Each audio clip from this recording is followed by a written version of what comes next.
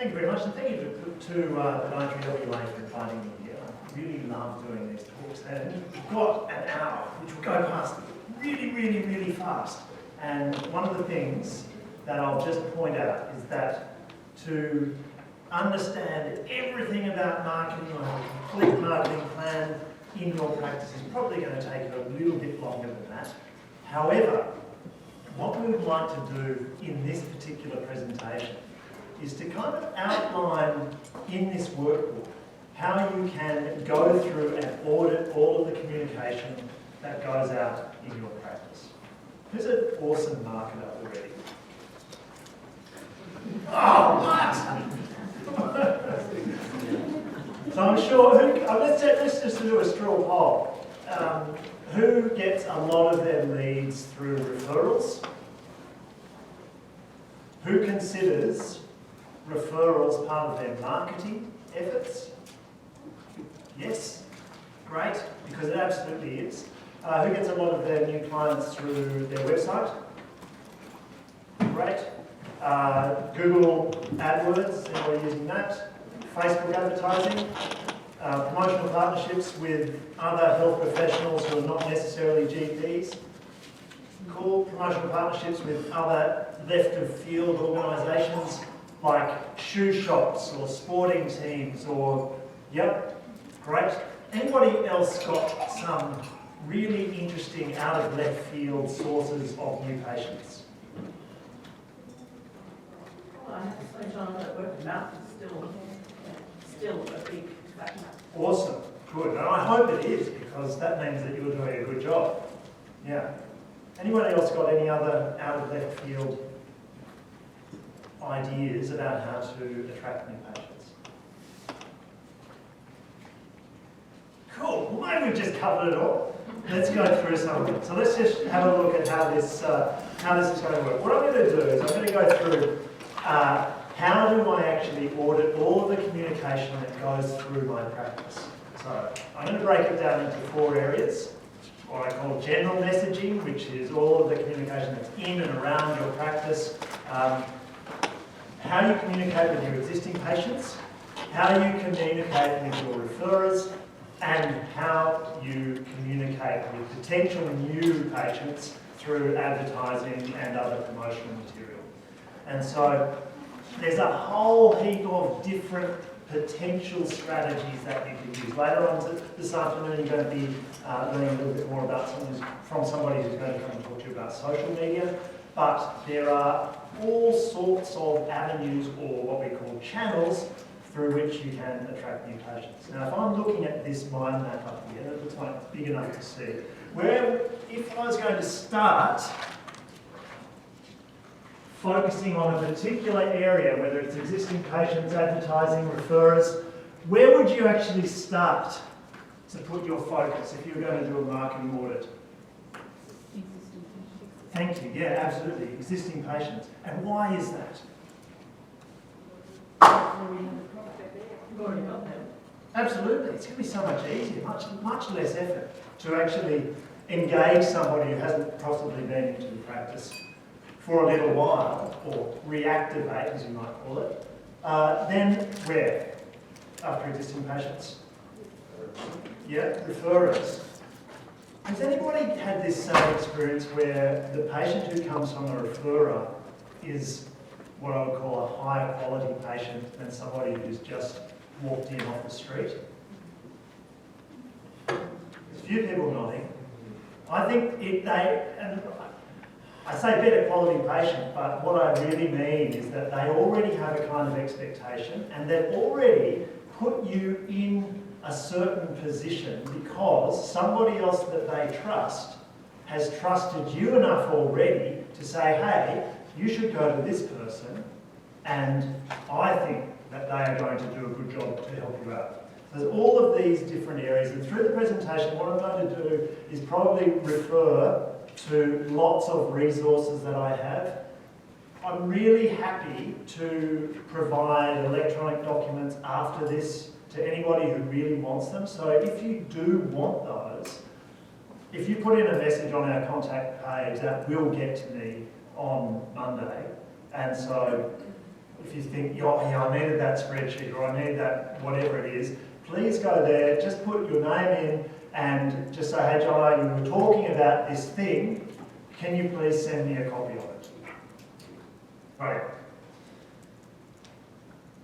One thing that I will point out about marketing and the way that I like to think about marketing and communication, which is what this talking about, is that it's not just the advertising that goes out. It's about all of your communication, and essentially the definition that I like to work to for marketing is that anything that helps you explain the problems that you can solve to the people who you can solve it for. So if you can actually tap into the mindset or tap into the conversation that's going on in somebody's head about their particular pain point and connect with them, anything that you do to make that connection is marketing.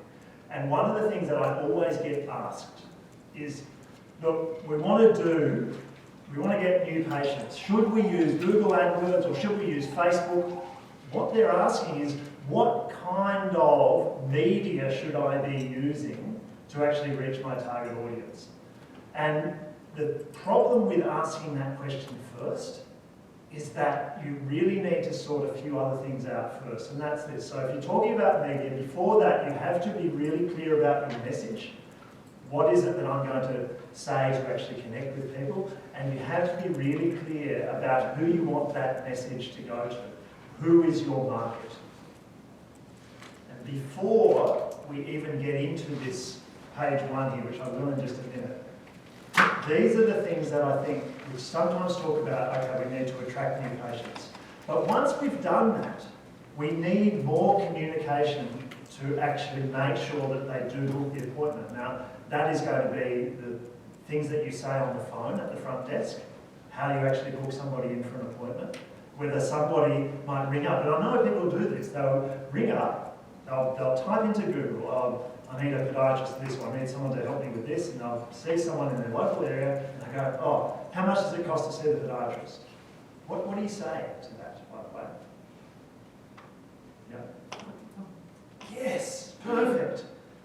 Because the worst thing that you can possibly do is to say, oh, it's $65 for an initial consult and then it's X dollars for it. And they go, oh, okay.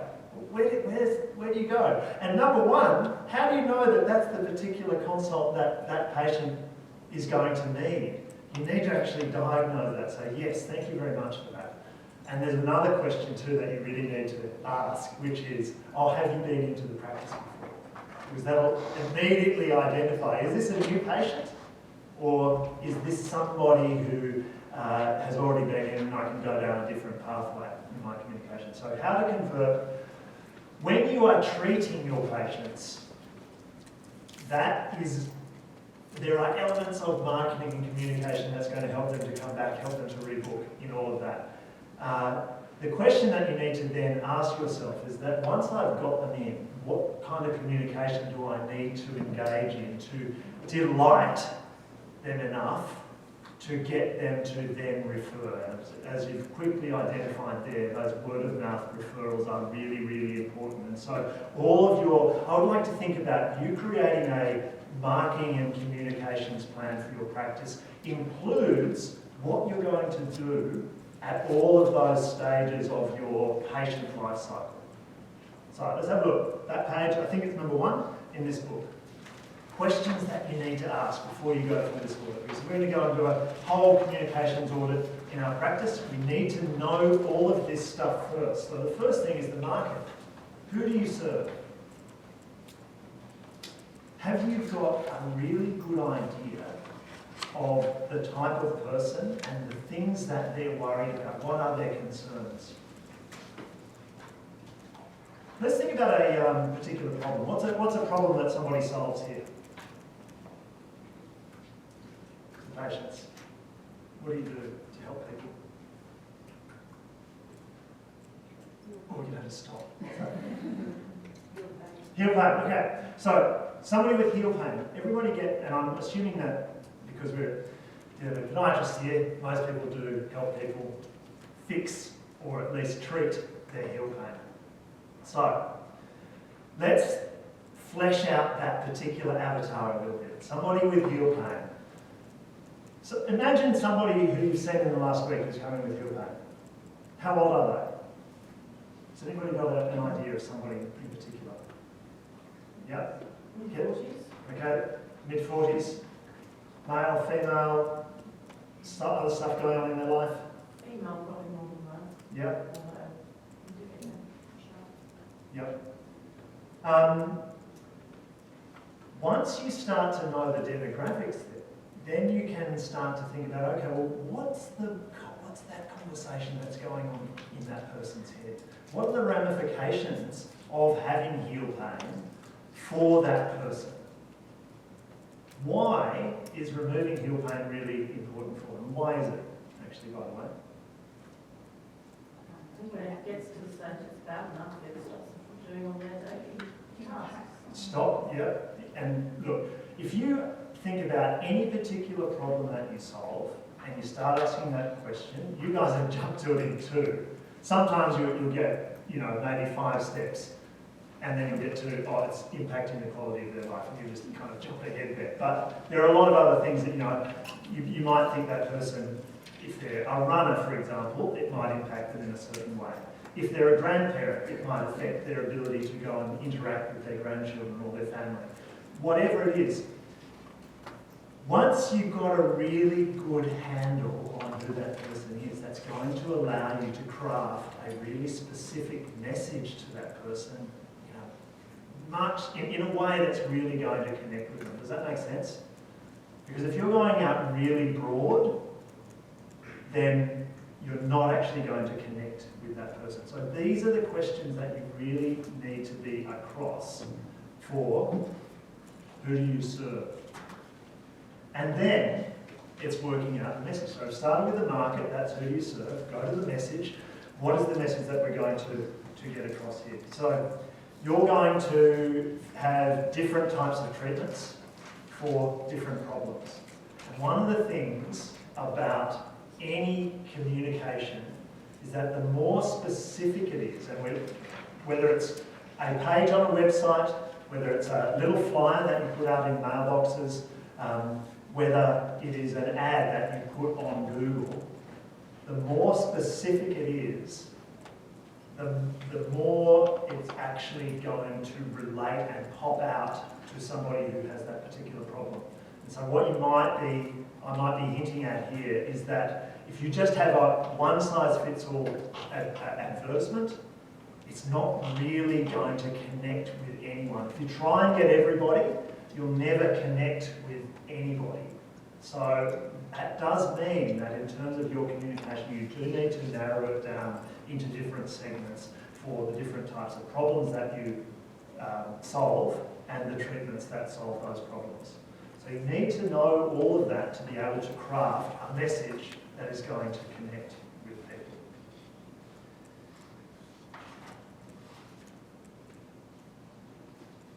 Does that make any sense?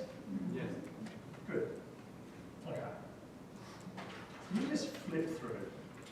This is, okay, just to context again, we're going to do an audit of all of our communication. So we look at that, just flip forward. What I've got on the next pages are a 12-month marketing plan.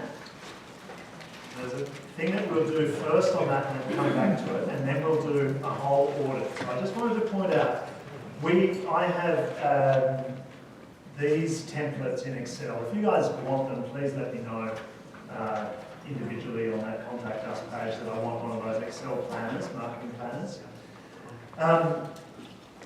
Before you start creating this plan, you kind of need to know what have I currently got, and if I'm going to do some marketing communication effort to try and attract more patients, what do I actually need? If I'm getting 60 patients a week and the capacity of the practice is only 65 patients per week, then if you do a marketing campaign that's going to bring you 30 new patients a week, then you're actually in real trouble. So come back to the numbers. So you can see over on the very left-hand side of that template, there is a breakdown of the numbers. And it's really important for you to start recording this. By just a quick poll, how many people record on their new patient form that, where did you actually hear about us? Great. Is anyone not doing that?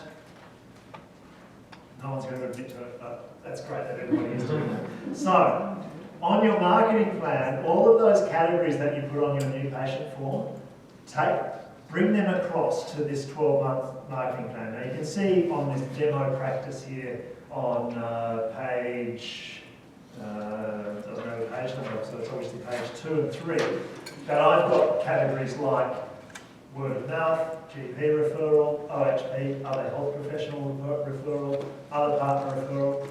For your marketing plan, it's basically whatever is on your new patient form. So what you can then look at, say you can say, okay, well I've got 5 from GPs and other health professionals, I've got 4. And look down there, I'm not getting any from walk by or signage, and I've got an opportunity to do that. Or maybe that's actually going to be one of my strategies because there's a bit of a gap there. What this allows you to do is like identify, are there some gaps in my marketing? Am I doing well in some areas? And if I'm going to put a bit of a focus on marketing in one particular area, where should it be? How many new patients am I aiming to get per month or per week or whatever your cadence of measurement is? What do I need? That's really, really important to do that at this stage so that you've got a baseline, because it's really tricky to know what to do strategically if you haven't actually mapped this out. So is everyone able to do that? Not able to do that with knowing where your patients are coming from? I think probably most people have a reasonable idea. Everyone asks, well, if people say internet, what do they mean? Yeah, that's tricky because someone who's not all that internet savvy is not necessarily going to know whether they clicked on a Google ad or whether they clicked on your SEO listing. I often just go, right, well, we're just going to go internet maps, a catch-all for where they found us.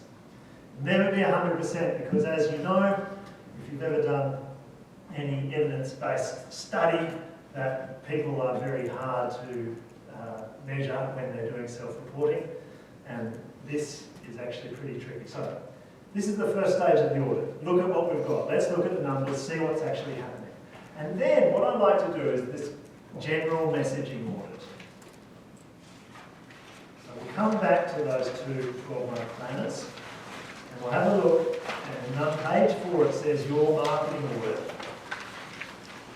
I think that there's some really key things that you need to have in place before you get into creating any kind of messaging. It's looking at what you've got and does it make sense, or is it actually aligned with the bigger picture purpose of our practice and what we've decided is important.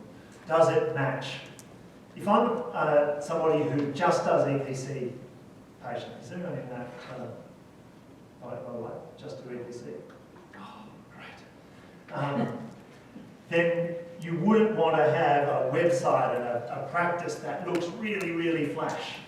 On the other hand, if you're trying to promote that you are a premium practice, you don't want to have anything that looks cheap and cheerful. You want it to look premium, so your messaging needs to be premium, your practice needs to be premium. What you do with the patient needs to match all of the communication as well. And I like to look at generally everything, but when I think about what is marketing, it's communication, plus the education of your patient, and then I look for opportunities to actually automate that. So one of the things that I think is actually really important is that from the point that that person first hears about you, whether it's a Google ad, whether it's a letterbox drop, whether it's walking past your signage, that is subconsciously going into their mind. It's creating an impression. And I like to say this, everything speaks.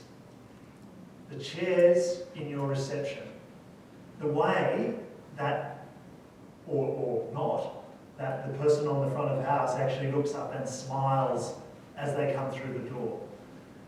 Everything speaks. From the way that you're guided down, if you have a hallway down to your treatment room, and what's on the walls even. the smell.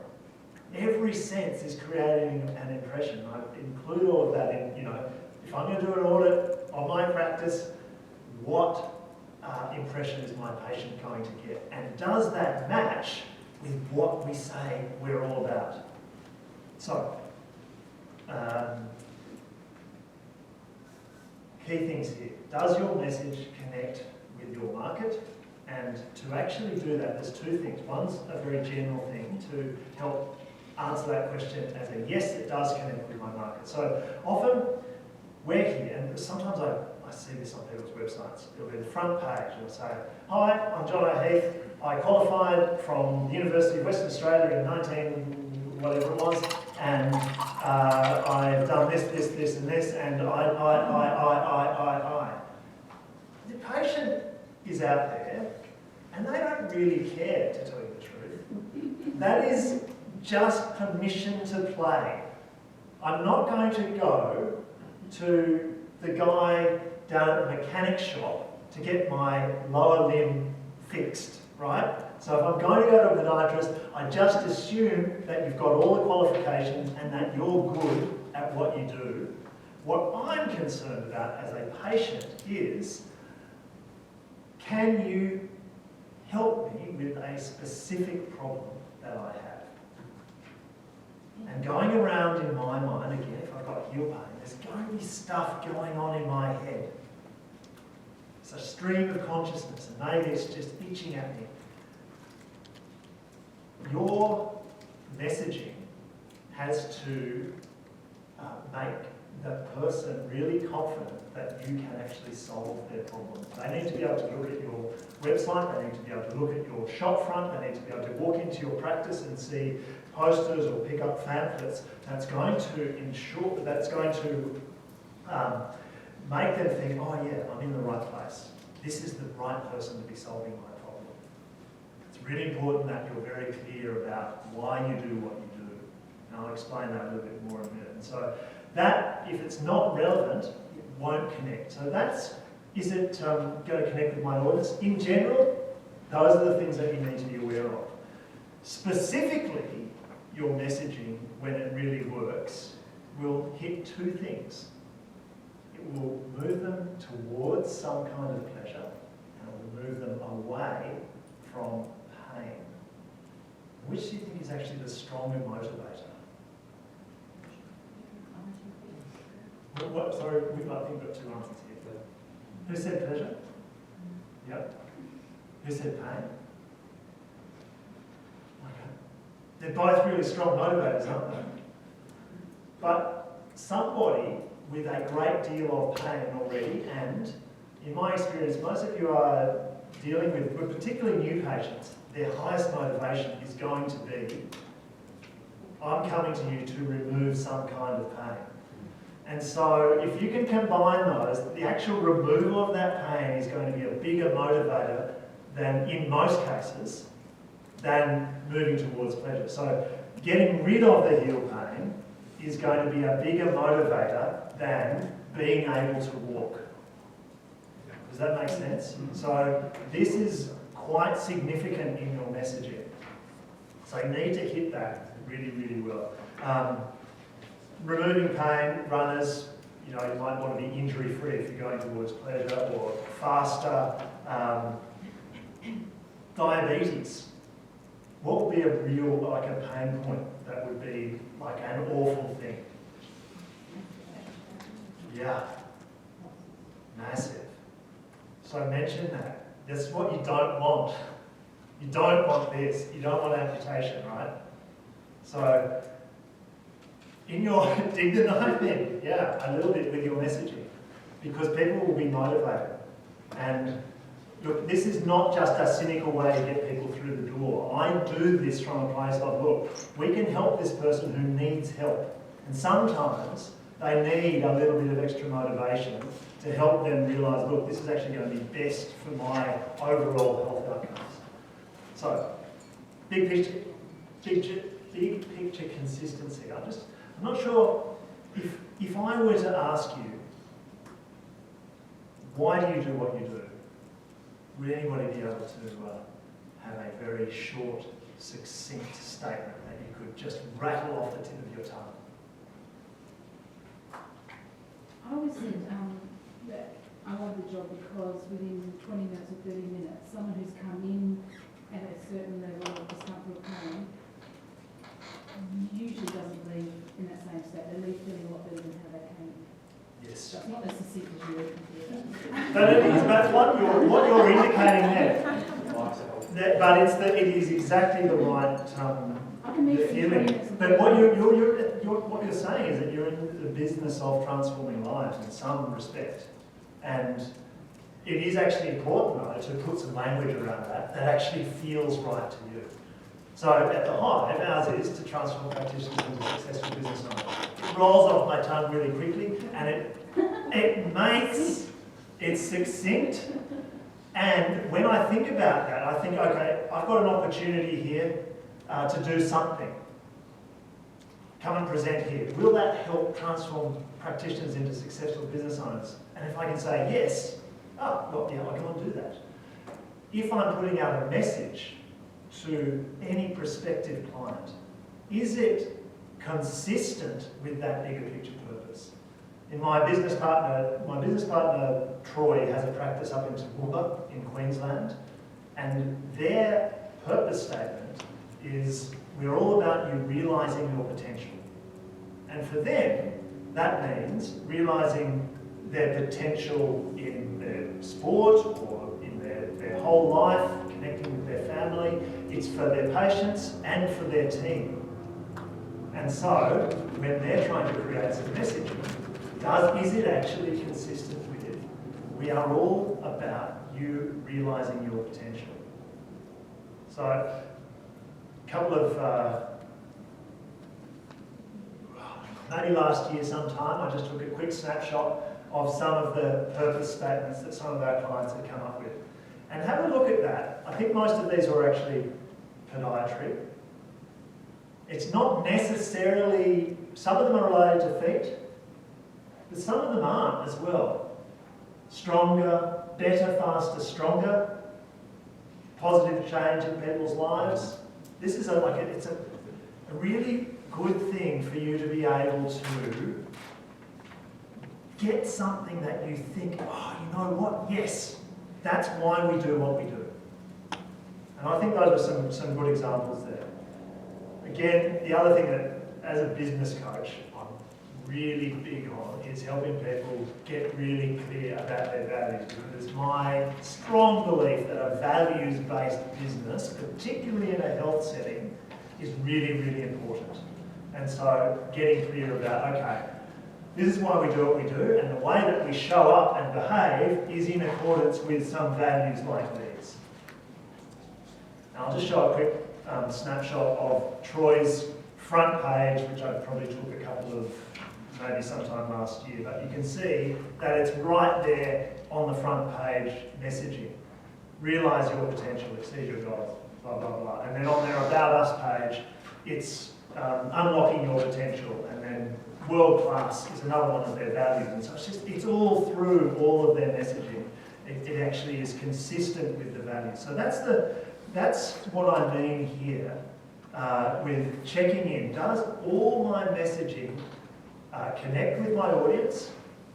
And is it consistent with the bigger picture for why we do what we do here at the practice? And is it consistent with the values that we show up to or show up with on every day in the way that we interact with our team, with our patients? So you can see down the bottom of that page, I've just got, are your vision, your values, your purpose, all of that across your whole communications? Do your team members know that? Because if all of your team members are unaware of, in fact, I don't actually mention who it was, but I had a client I spoke to yesterday who I said, oh, look, you're clear on your values, and they said, oh yeah, we did that about 9 months ago. I said, what is it? And they go, oh geez, why don't I dust that off? It's like, no, values aren't something that you go and create and then write down. it's something that you have to keep referring back to so that it guides you as a team of people who work together and how you actually show up with your patients, with any interaction, with your referrers, with each other as a team. Does it make sense with your website messaging and in-practice messaging? So in-practice messaging is anything that's on the walls, anything that somebody can pick up, anything that's going to inform one of your potential patients. Now that's a lot, right? And there's quite a lot of subtlety around all of that. But does that kind of make sense? That all of your communication needs to kind of fit into this and have some kind of messaging consistency. Yeah. Has anybody nailed it? They think? So I was just going to say, maybe we could just have a look at a couple of websites at some stage. If you let me know in a few minutes when we get up to that stage, where you might be to just go and pull up your website and see. No. Okay. So let's now think about all of the, because remember we started off, we said, where should we actually start? Well, we've got all the stuff that's going on in the practice, which is all your general messaging, and does it fit in with the bigger picture? It's consistent with that. Existing patients. So what kind of communication goes out to existing patients? Email. Yep. So you've got your reminders just for appointments. What does anyone do offers? Yep. Just started? Yep. How'd it go? Yep.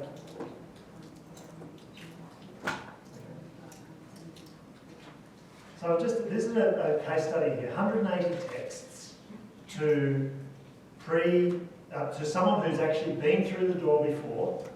Did you have a time frame on how long it had been since they'd come in? So they didn't have an appointment between January and June. This is an astounding conversion rate, let me just tell you that. 180 texts, 17 new patients. That's an amazing result.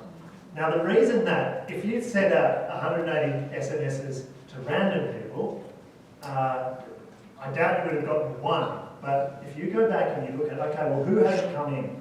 How do you pick that up? Yeah, it could be a phone call, could be an SMS. Obviously, the more personal touch you put into a particular marketing strategy, the higher payoff. But of course, it's that weighing up. I'm going to get a lot more leverage by sending an SMS than I am by picking up the phone, even though that might not work. But I have to say, that SMS, whatever you wrote in that, my guess is that it seemed very personal. Yeah, like it had come individually from you. And so hopefully, and that's another really good point too. If you are sending any communication, don't write it as if it's a broadcast out to 1 million people. Write it with, Rachel.